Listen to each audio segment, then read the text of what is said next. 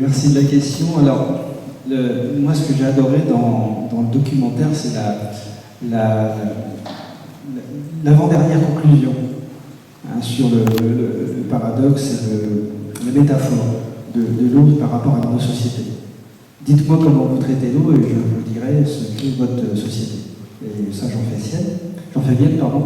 Parce qu'en réalité, c'est extrêmement, pour un spécialiste comme moi, je vais quelque part, je suis allé au Sahel, et au Sahel, quand on voit comment la population survit et le rapport qu'elle a à l'eau, ça dit toute cette société. Alors, ça peut même un peu partie, votre question fait un peu partie de la conclusion. Donc ça va être sans doute ma conclusion, c'est qu'en réalité, vous avez un rapport direct à l'eau, déjà physiquement. Le corps est composé majoritairement d'eau. Et donc on a une responsabilité individuelle. C'est d'abord de se respecter soi-même, respecter les autres et d'avoir dans son geste quotidien toutes les responsabilités d'un individu, c'est à savoir dans sa consommation, dans la maîtrise de ses déchets, dans son achat responsable. Et donc tout ce qu'on fait d'une manière directe ou indirecte, voire même dans des choses qui sont des fois extrêmement surprenantes, comme acheter une voiture. Alors, je n'ai pas le chiffre en tête, j'aurais dû préparer la réponse avant, mais on utilise de l'eau pour construire des voitures. Et donc, quand vous achetez une voiture, vous voyez, vous posez la question au vendeur, par contre, votre voiture, elle consomme combien d'eau? Alors, c'est sûr que la question en soi va sans doute le perturber fortement, mais toute production industrielle, toute production artisanale a vocation à utiliser de l'eau. Voilà. Ça, c'est la responsabilité individuelle. Et puis j'en viens à la conclusion que je voulais vous offrir, c'est la responsabilité collective. La responsabilité collective, c'est comme ce soir, c'est d'être dans un collectif, si possible associatif, et de faire en sorte de se fédérer, de partager, de s'informer et de potentiellement de militer. Il y a une chose qu'on ne dit pas suffisamment, et quand on a préparé cette table ronde, je le dis parce qu'en France, on est souvent en train de ronchonner en disant ça va jamais, c'est tout ça. En France, on a quand même une culture du dialogue autour de l'eau. C'est une réalité depuis très très longtemps, depuis 1964. Le dispositif français fait en sorte, en quelque sorte, que le débat sur l'eau soit encouragé. Encore faut-il être présent. Et je vous parlais d'association, un instant. Alors je suis en train de préparer ma retraite là. mais c'est surtout le fait que prenons l'opportunité qui nous est offerte de revendiquer et d'apporter notre contribution sur la place qui est donnée aux associations sur le débat de la société. Vous avez parlé d'un observatoire, vous avez des commissions de cas de l'eau, vous avez des misaines, vous avez tout un tas d'enquêtes publiques, que sais-je encore, la liste est très longue. Eh bien, il faut se parler, il faut se montrer, il faut se manifester, il faut évoquer, il faut dialoguer, il faut défendre, il faut militer. Et puis quand ça ne suffit pas, malheureusement, comme l'a montré le documentaire, malheureusement, quand on ne sait pas entendre, à un moment donné, il faut trouver... Parler un peu plus fort. Il faut parler un petit peu plus fort. Mais commençons d'abord par parler où on a la parole. Et pour cela, il faut être organisé, il faut être structuré, il faut être compétent aussi. Ça veut dire qu'il faut se former. Et souvent, moi j'ai eu l'occasion, alors moi j'arrive à la fin de mon parcours professionnel, puisque l'année prochaine je serai en retraite, j'ai eu beaucoup l'occasion de rencontrer des structures qui malheureusement voulaient revendiquer, mais sur un argumentaire qui n'était pas suffisamment étayé, pas suffisamment solide. Et donc il faut trouver les voies et moyens, les ressources pour faire en sorte que quand on va revendiquer quelque chose dans une instance dans laquelle on a la parole, eh bien on puisse non seulement revendiquer notre légitimité, mais en plus de ça être tout à fait pertinent dans ce qu'on doit défendre de manière tout à fait plus efficiente. Alors voilà,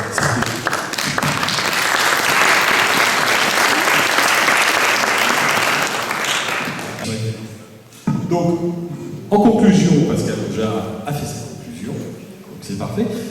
Et j'ai une question à Julia Milani pour la conclusion. Julia, vos projets. J'imagine continuer à partager votre documentaire au secours un petit peu partout en France, dans le monde, à le diffuser son message.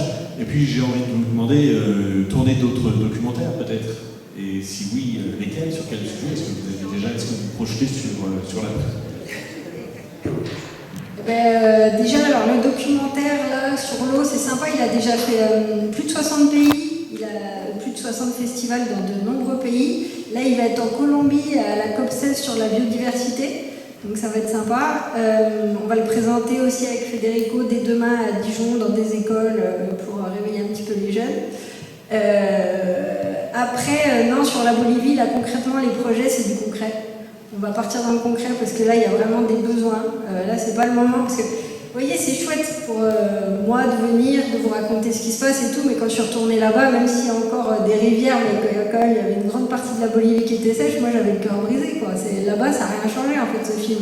Donc là, il faut faire des actions concrètes, comme fait Federico tous les jours, et comme j'ai eu l'occasion de lister donc, plusieurs projets pour faire de la potabilisation d'eau. Et puis sinon, on va travailler aussi là, avec l'INRAE pour faire un projet sur l'accès à l'eau des populations les plus isolées.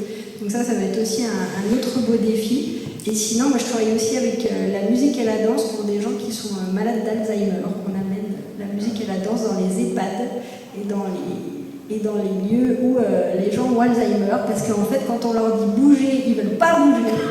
Mais quand on leur dit danser, ils dansent. Puis je crois que c'est un peu notre message à moi puis à Federico, c'est qu'en fait, il faut remettre de l'humain, il faut remettre du vivant dans tout ça. Et comme elle disait, la copine à la fin du documentaire, c'est systémique, quoi. C'est-à-dire qu'on fait partie de ce système, comme Federico l'a très bien dit tout à l'heure, on fait partie de la nature, on fait partie d'un grand système, d'un grand cycle de l'eau et d'un grand cycle de la vie qui marche très bien, en fait. Et nous, il faut vraiment qu'on fasse gaffe parce qu'on voit vraiment qu'on arrive aux limites planétaires.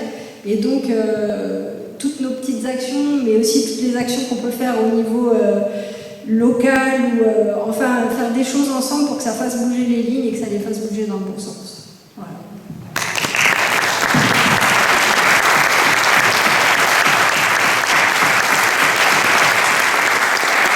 Une question pour Federico sur un peu du même ordre, sur ces projets à la Casa de la Solidaridad, que ce soit sur des sujets environnementaux ou d'autres. Y vos, Federico, ¿cuáles son tus proyectos con la Casa de la Solidaridad vinculado con el medio ambiente o no? Gracias. Nosotros continuar con el trabajo que hacemos con los jóvenes, con los niños. La educación para nosotros es importante.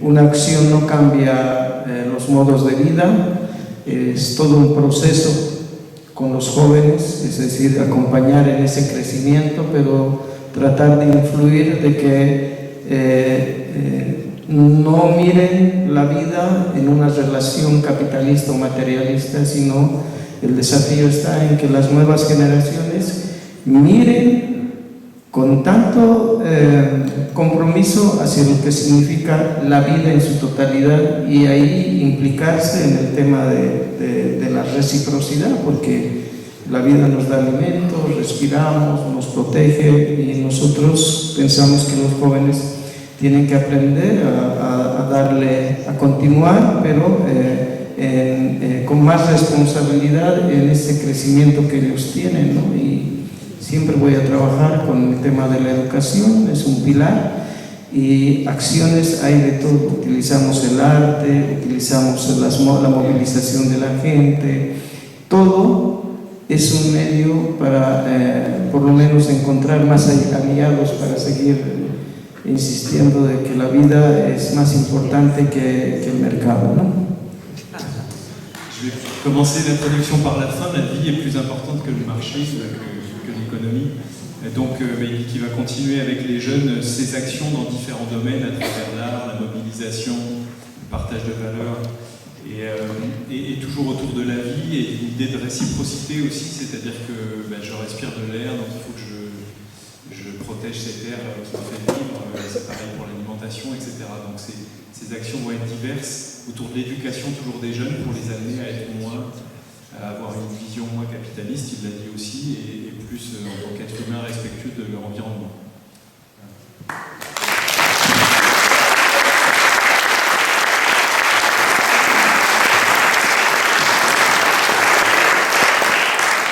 Alors, on est au bout de cette soirée, on termine par des remerciements et vous venez d'applaudir, je vais vous demander encore d'applaudir une fois pour nos trois intervenants, pour les remercier beaucoup pour tout ce qu'ils nous ont partagé ce soir.